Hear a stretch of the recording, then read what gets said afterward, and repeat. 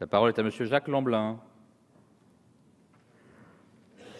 Merci Monsieur le Président. Monsieur le Ministre, je me suis toujours efforcé d'être juste et objectif lorsque je commentais votre action.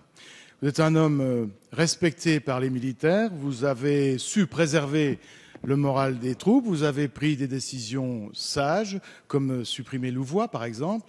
Vous dire cela, ce n'est pas faire acte d'allégeance, c'est simplement me permettre de vous dire ensuite que je ne comprends pas que la loi de programmation militaire de 2013 ait eu ce rédigé.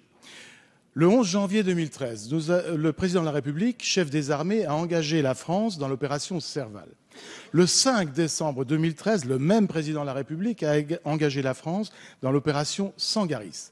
Et le 18 décembre 2013, le même président de la République, chef des armées, faisait voter par l'Assemblée nationale la loi de programmation militaire qui prévoyait la suppression de 30 000 postes de militaires. Comment ? Dans un monde de tumulte, dans un monde de fureur, dans un monde de danger, vous avez pu, vous, la majorité, prendre une telle décision à ce moment-là. Il n'y avait pas une réflexion stratégique qui présidait à cette décision, mais c'est davantage des contraintes budgétaires qui ont dirigé vos pas. Lesquelles ? Eh bien, vous aviez une masse salariale de 11 milliards d'euros qu'il ne fallait pas dépasser. Le fait de figer à 31,4 milliards d'euros le budget de la défense l'imposait. 11 milliards d'euros pour corriger le glissement de la masse salariale, vous n'aviez qu'une solution.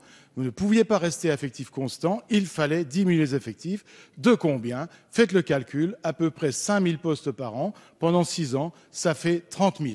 Voilà comment on a décidé, bien légèrement, de supprimer 30 000 postes dans l'armée française. Ça n'est pas tenable. Alors aujourd'hui, vous proposez d'actualiser cette loi de programmation militaire. C'est une volte-face que prend le président de la République. On ne peut pas le féliciter d'avoir dirigé notre armée dans une mauvaise direction. Ce serait plutôt à lui de s'excuser d'avoir eu cette initiative et je tenais à le souligner.